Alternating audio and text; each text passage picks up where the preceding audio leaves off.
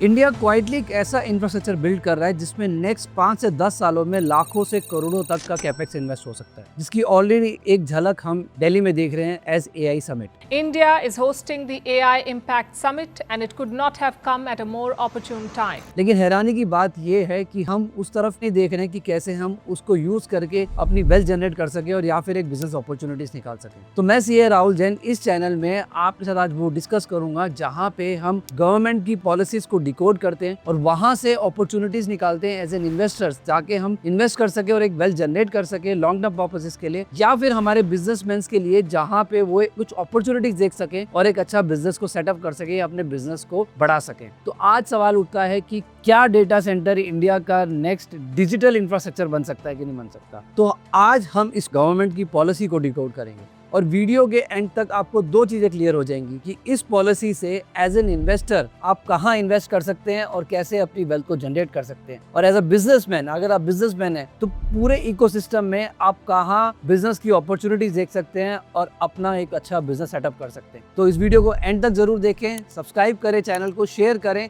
ताकि ये वीडियोस आपके फ्रेंड्स तक पहुंचे और उनको भी इस पॉलिसी के बारे में समझ आए। So let's start. सबसे पहला, government push for data centre. Data centre को बोला जाता है लाइक अ फैक्ट्री। जिस तरीके से एक फैक्ट्री में रॉ मटेरियल आके फाइनल प्रोडक्ट प्रोड्यूस होता है, उसी तरीके से डेटा सेंटर में रॉ मटेरियल डेटा आता है और इवेंचुअली आप तक इस तरीके से डेटा पहुंचता है ताकि आप उसको कंज्यूम कर सकें। उसके लिए गवर्नमेंट क्या कर रहा है? गवर्नमेंट ने अपना विजन अलाइन कर दिया है फॉर नेक्स्ट 5 ईयर्स, 10 ईयर्स और यहाँ तक 2047 तक एक स्पेसिफिक डेडिकेटेड मेगा विजन बनाया गया फॉर दिस डिजिटल इंफ्रास्ट्रक्चर। और स्टेट्स भी उस तरीके से गवर्नमेंट का सपोर्ट कर रही हैं। स्टेट्स ने मेगा इंसेंटिव्स दे रहे हैं कि जहां पे वो चाहते हैं कि एंटिटीज आए डेटा सेंटर के इंफ्रास्ट्रक्चर को सेटअप करें। वो इंसेंटिव्स कैसे हैं? Land allotment of fast track हो रहे हैं, स्टैम्प ड्यूटीज पे एग्जेम्पशंस मिल रही हैं, पावर के टैरिफ रिड्यूस करे जा रहे हैं। और सिर्फ स्टेट गवर्नमेंट नहीं, सेंट्रल गवर्नमेंट ने भी अच्छा एक नया इनिशिएटिव लिया है जो अभी बजट में अनाउंस किया गया था कि टैक्स की कंप्लीट एग्जेम्पशन दे देंगे जो ओवरसीज कंपनीज इंडिया में डेटा सेंटर को सेटअप करेगी। Recognizing the need to enable critical infrastructure and boost investment in data centers, I propose to provide tax holiday till 2047 to any foreign company that provides cloud services to customers globally by using data center services from India.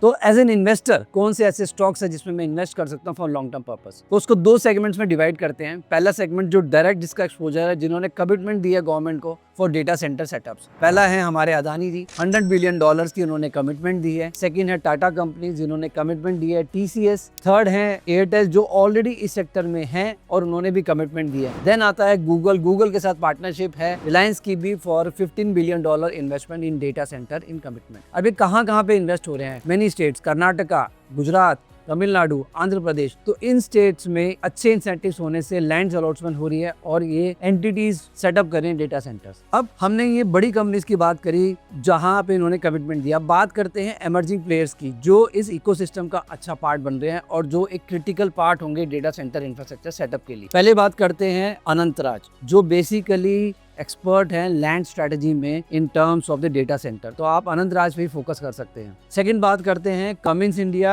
या फिर CG power. ये दोनों ही अपने आप में expertise हैं उनकी related to power system जो स्पेसिफिकली डेडिकेटेड चाहिए होती है डेटा सेंटर के लिए। थर्ड बात करते हैं net web technologies. High performance computing के लिए टेक्नोलॉजी चाहिए होती है डेटा सेंटर को, वो नेट वेब टेक्नोलॉजीज प्रोवाइड करती है। अब बात करते हैं एक इंटरेस्टिंग सेगमेंट की जो भी मैंने रिसेंटली ऐड किया थोड़ी सी और रिसर्च करके कि अगर आप एक बिजनेसमैन है, इन्वेस्टर समझ में आता है वो डायरेक्ट एक एक्सपोजर है, वो इक्विटी में इन्वेस्ट करते हैं, लेकिन अगर आप एक बिजनेसमैन है और इसी सेक्टर से रिलेटेड बात करते हैं तो आप कैसे सप्लाई चेन का फायदा उठा सकते हैं। मतलब आप आई नो कि आप डेटा सेंटर तो बिल्ड नहीं करेंगे, उसको हाई कैपेक्स ही होता है, लेकिन आप एक सप्लाई चेन का पार्ट बन सकते हैं, उस अपॉर्चुनिटी का फायदा उठा सकते हैं। अगर आपका एग्जिस्टिंग बिजनेस है तो उसको बढ़ा सकते हैं या फिर नया बिजनेस सेटअप कर सकते हैं प्रोवाइडेड आपके पास वो एक्सपर्टीज हो। तो 3 ऐसे सेगमेंट्स पे बात करते हैं जहां पे एज अ बिजनेसमैन आप फोकस कर सकते हैं। सबसे पहला है रियल एस्टेट। गवर्नमेंट की पॉलिसीज हैं, उन्होंने अनाउंस करे हैं, उन्होंने जगह भी बताई है कहाँ कहाँ पे लैंड ले रहे हैं। स्पेसिफिकली आप उन स्टेट गवर्नमेंट की पॉलिसीज को देखें और वहाँ पे आप लैंड एक्वायर कर सकते हैं। उसमें एक और स्ट्रेटेजी आप देख सकते हैं कि जहाँ पे पॉलिसीज है साथ साथ में नियर बाय पावर स्टेशन हो, तो मोस्ट लाइकली डेटा सेंटर्स वहाँ पे सेटअप होंगे। सेकेंड बात करते हैं हम इलेक्ट्रिक कॉन्ट्रैक्टर्स की। डेटा सेंटर इवेंचुअली सेटअप करना is not an easy task, तो वहाँ पे प्रॉपर इंटीग्रेशन, इंस्टॉलेशन, वायरिंग,